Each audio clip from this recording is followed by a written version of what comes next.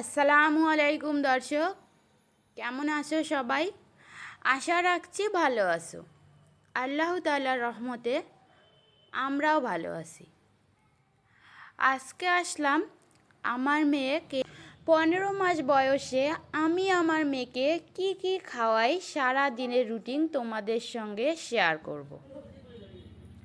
তো প্রথমে দেখো কিছুটা পরিমাণে পানি গরম করে নিয়েছি, আর এখন এর মধ্যে দিয়ে দিব গরুর দুধ। যতটা পানি নিয়েছি সেম ততটা পরিমাণে গরুর দুধ দিয়ে আমি এখানে বাজারের কেনা সেরেলাক্সটা গুলিয়ে নিচ্ছি। আজকে আমি আমার মেয়েকে সকালে বাজারের কেনা সেরেলাক্সটাই ব্রেকফাস্ট হিসাবে দিয়েছি, তাই তোমাদের সঙ্গে শেয়ার করলাম। কিন্তু আমি অনেক ধরনের ওকে ব্রেকফাস্ট দিয়ে থাকি, কখনো বাড়ির তৈরি সেরেলাক্স, কখনো মুড়ির গুঁড়ো, কখনো বা ওটস। অনেক ধরনের খাবার ওকে দিয়ে থাকি। আজকে বাজারের কেনা সেরেলাক্সটাই দিয়েছি। তো এরপর আমি দুপুরের খাবারে চলে আসলাম। এখানে আমি শুকনো খোলায় কিছুটা পরিমাণে ওটস ভেজে নিলাম, আর এখানে আমি 1 চামচের মতো ঘি দিলাম। ঘিটা গরম হয়ে আসলে 2 থেকে 3 কোয়া রসুন কুচি করে কেটেছি সেটা দিব, আর ফোড়ন হিসাবে দেব আস্ত গোটা জিরে। আর সব ধরনের সবজি আমি কেটে ধুয়ে রেখেছি, সবজিগুলো দিব। সবজি হিসাবে আমি নিয়েছি গাজর, পেঁপে, নিয়েছি কোয়াশ, আর নিয়েছি পটল। তোমরা তোমাদের পছন্দ মতো সবজি নিতে পারো। এরপর আমি আগের থেকে মুসুর ডালটা ভিজিয়ে রেখেছি, মুসুর ডালটা দিয়ে দিলাম। এরপর আমি এক পরিমাণ মতো লবণ, হলুদ গুঁড়ো আর ভাজা জিরের গুঁড়ো দিয়ে নিব। 1 বছরের নিচের বেবিদের ক্ষেত্রে লবণটা স্কিপ করে যাওয়াই ভালো। এরপর হালকা একটু পানি দিয়ে আমি সব সবজিগুলো, ডাল আর মশলাগুলো একটু কষিয়ে নিব। এরপর দেখো কষিয়ে নেওয়া হয়ে গেছে। এবার আমি পরিমাণ মতো পানি দিব যেন আমার ডাল এবং সবজিগুলো সেদ্ধ হয়। এরপর আমি উপর দিয়ে ভেজে রাখা ওটসটা দিয়ে দিব। আমি কিন্তু ওটসটা ভাজার সময় কোনো ঘি বা তেল ব্যবহার করিনি, শুকনো খোলায় ওটসটা ভেজে নিয়েছি। ঢাকনা দিয়ে ঢেকে দিব। সবজি এবং ডালটা সেদ্ধ হওয়ার পর ফিরে আসলাম। এরপর দেখো সব কিছু আমার খুব সুন্দরভাবে হয়ে এসছে। এরপর আমি নামিয়ে নেব। এটা আমি আমার মেয়েকে দুপুরে সার্ভ করেছি। আমার মেয়ে কিন্তু এটা খেতে খুবই পছন্দ করেছে। ওটস কিন্তু অনেকক্ষণ পর্যন্ত পেট ভরা রাখে। আদর্শ একটি খাবার বলা হয় ওটসকে। ওটস খেলে কিন্তু বাচ্চাদের কোষ্ঠকাঠিন্য দূর করার অনেকটাই চান্স থাকে।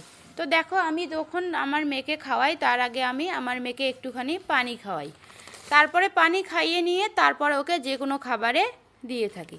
ওকে খাবারটা খাইয়ে এখন আমি দোলনায় দিয়েছি। পাশে দেখো একটা আমার আত্মীয় এসে, তার সঙ্গে ও খুব সুন্দরভাবে দোলনায় খেলছে। এরপর ওকে গোসল করে ঘুম পাড়িয়ে দিয়েছিলাম। তারপর ফিরে আসব আমি দুপুরে। ওকে মধ্য দুপুরে কি খেতে দিয়েছি? মধ্য দুপুরে আজকে আমি ওকে দিব পুডিং কেক বানিয়েছি। তো এখানে 1 চামচ চিনি নিয়েছি আর একটা ডিম ভেঙে নিব। কড়াইতে আমি 1 চামচ চিনি দিয়ে এটাকে আমি ক্যারামেল বানিয়ে নেব। খুব হালকা আছে ক্যারামেলটা বানিয়ে নিয়েছি। এখন যে বাটিতে আমি পুডিং বানাবো সেই বাটিতে ক্যারামেলটা ঢেলে একদম ঠান্ডা হতে দিয়েছি। এইদিকে মিক্সিতে আমি একটা এলাচ দিয়ে ডিম আর চিনিগুলোকে ফেটিয়ে নিব। তোমরা চাইলে এটা হাত দিয়েও করতে পারো। হাত দিয়ে করলে একটু সময় লাগে, তাই আমি মিক্সির জারে দিয়ে করে নিয়েছি। এরপর আমি ওই বাটিতে ঢেলে দিলাম। এখন পরিমাণ মতো প্রায় 100 গ্রামের মতো আমি গরুর দুধ নিয়েছি। গরুর দুধটা গরম করে দেন ঠান্ডা করে নিয়েছি। এরপর আমি চামচ দিয়ে একটু নেড়ে বাটিতে আমি এইরকম একটা পলিথিন দিয়ে ঢেকে দেব। একটা রাবার দিয়ে পলিথিনটাকে মুড়িয়ে দেব। তারপর আমি কড়াইতে হালকা একটু পরিমাণে বাটির অর্ধেক পরিমাণে পানি দিয়ে নিয়েছি। এরপর একটা সুতির কাপড় দিয়েছি যেন পানিটা উপরে না ওঠে। তারপর আমি বাটিটা বসিয়ে 10 থেকে 15 মিনিট ঢাকনা দিয়ে হালকা আঁচে জাল করে নেব। এরপর দেখো আমার মেয়েকে রান্নাঘরে বসিয়ে দিয়েছি। দেখি আম্মু, আমার দিকে একটু দেখো, তুমি খেলছো? রান্নাঘরে বসে খেলছো তুমি?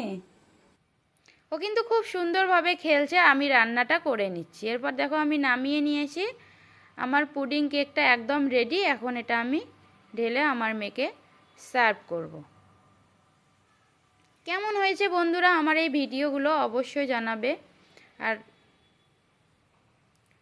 এরপর দেখো চলে আসলাম রাতের খাবারে। রাত্রিবেলা আমি ওকে দিয়েছি চিড়ের পায়েস। আজকে বাড়িতে চিড়ে শেষ, খুব অল্প সামান্য পরিমাণে একটু চিড়ে ছিল, আমি অনেকক্ষণ আগে ভিজিয়ে রেখেছি চিড়েটা, তাই ভাবলাম চিড়ের সঙ্গে একটু মুড়ি দিয়ে পরিমাণটা বাড়িয়ে নেই। আর আমি এখানে পায়েসটা করব আজকে আম দিয়ে। তোমরা কিন্তু চাইলে এখানে আমের জায়গায় একটা কলা ম্যাশ করে নিতে পারো। আমি খুব সুন্দর পাকা মিষ্টি একটা আম কাঁটা চামচ দিয়ে এরকম ম্যাশ করে নিচ্ছি। একটাই কিন্তু চাইলে ব্লেন্ডারেও ব্লেন্ড করে নিতে পারো, এখানে একটা কলাও তোমরা দিতে পারো। আমি কলা না দিয়ে আম দিয়েই কিন্তু পায়েসটা করছি। তো সব কিছু জাল করে নিয়ে এখন আমি আমটা একটুখানি নেড়ে নেব। আর এখানে আমি অনেক আগের থেকে বাদাম গুঁড়ো করে রেখেছি, তো এই বাদাম গুঁড়োটাও কিন্তু ভিডিওতে দেওয়া আছে, চাইলে দেখে নিতে পারো। 1 চামচ বাদাম গুঁড়ো দিয়ে এটাকে নামিয়ে নেব। এরকম অবস্থায় আমি নামিয়ে নেব। এই কিন্তু আমার মেয়ে কিন্তু এই খাবারটাও খেতে খুব পছন্দ করেছে। খাবারটা তোমাকে দেখিয়েই দিচ্ছি মেয়ে কীরকমভাবে খেয়েছে। তো বন্ধুরা আমার ভিডিওগুলো কেমন লাগে অবশ্যই কমেন্টে জানাবে, আর আমার চ্যানেলটা সাবস্ক্রাইব করে আমার পাশে থাকবে। চিড়ে কিন্তু বাচ্চারা খুব সহজেই হজম করতে পারে, আর চিড়ে খেলে বাচ্চাদের পেট অনেকক্ষণ ভরা থাকে। আমি এখানে সাদা চিড়েটা নিয়েছি, তোমরা চাইলে লাল চিড়েটা নিতে পারো, কারণ লাল চিড়ের গুণাগুণ কিন্তু সাদা চিড়ের থেকে অনেক বেশি। আর এখন আমি আমার মেয়েকে সার্ভ করছি, দেখে নাও। খুব সুন্দরভাবে খাবারটাও শেষ করেছিল। আজকের ভিডিও এই পর্যন্ত বন্ধুরা, ভালো থাকবেন সবাই। আল্লাহ হাফেজ।